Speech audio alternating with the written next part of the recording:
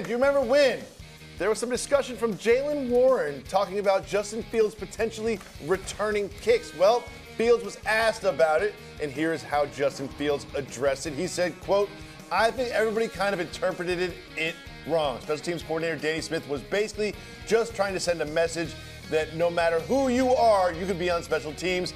I'm not here to do that. It was kind of a joke, to be honest with you." Now, Craig, you've been talking about the potential of the Steelers using Justin Fields as an offensive weapon outside of the quarterback position.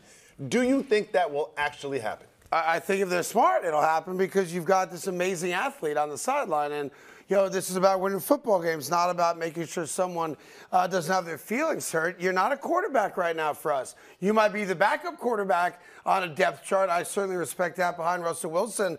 But I've got this all-world athlete who I've seen do special things with the football in his hands.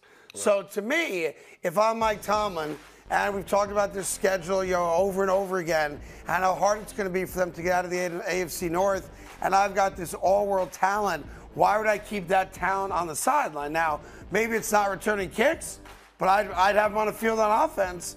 I'd put the ball in that guy's hands because I've seen what that guy can do in the open field, and he's special, and I want to see that guy on the field. Hey, just like my main man Tim Hardaway said a few times last year, he's the best running back that the Chicago Bears have had.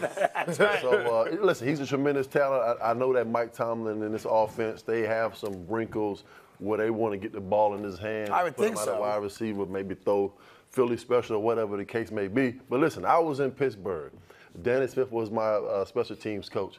It's like, the standard is a standard. When I was a rookie, sitting on my helmet, I'm just chilling. I'm the 8th pick in the draft in the first round. And I'm just sitting out, hanging out with the veterans, Jason Gilden and LeVon Kirkland. Bill Cowell comes over to me and says, hey, kid, come here. He said, "You want to run down on special teams for me?"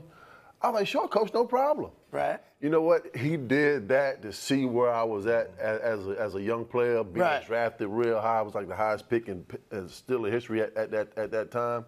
And you know what? I ran up and down the field as a rookie on special teams, giving those guys a look. And it's all about the Pittsburgh way is, you know what? If we ask you to do something, just go out there and get it done. Yeah, and look, it's a little different for quarterbacks. I get that. Yeah, I don't believe he'll return kicks. No, neither do I. But I do think you're going to see him on the field, not lined up at quarterback, whether it's in the slot, out wide, in the backfield. So defenses have to account for him because, like you said, like Timmy said last year, that dude with the ball in his hands in open space is special. There's not a linebacker in football that can really keep up with him. So why would I keep that guy in cement on the sideline? That just doesn't make sense to me. But I just think at the same time, if he's not playing quarterback and they had him at wide receiver and they put him in the backfield and all these kind of things, I think his value goes down. I think that people will no longer look at him as being a franchise quarterback. Which hurts you financially. That can really hurt him moving forward because I'm almost positive. I know for sure that this guy wants to be a starting quarterback for one of these teams. Yeah, I mean, I want it to be the starting center fielder for the Mets. Like, you can't always get what you want. Just because you want it doesn't mean you're going to get it. You can't catch, though. No, I can catch. And you can't hit a curveball. Right, and we don't know if he can catch the ball either. I'm pretty sure he can catch the ball. Ain't that? I mean, with all due respect to my guy. Let me say this. It's different when a quarterback throws you the football. Is it? And you're a quarterback. Yeah. And you run out for a route, right? Yeah. And instead of somebody else throwing you a football, them balls come. Yeah. Right. Yeah. I mean. Yeah. I got you. I'm with you. A guy that knows how to throw a football, it looks different, it feels different, for sure. But when you have hands like this, doesn't matter who throws the football. Could you see, I mean, he's not Taysom Hill, obviously a completely different player, but could you see some sort of package where he comes in and spells Russell Wilson for a play here and there? I wouldn't do that. I don't need him to be my quarterback. I got a quarterback. I put him on the field, as an athlete. But that's why they bought him there. Yeah, they bought him there because they got him for nothing. He's somewhat of an insurance package if Russell Wilson doesn't play well. Fair enough. Okay, so but he's not going to play quarterback. You have him out there and he get hurt. Say again? You have him out there and he runs a route, he gets hurt. Oh, well.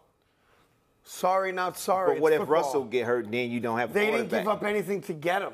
Like the Pittsburgh Steelers this year are based on the success or lack of success of Russell Wilson. Like, let's not get that twisted. If Russell Wilson goes down, the Steelers are dead. You guys know that. I wouldn't go there. I would go that far blocks ago.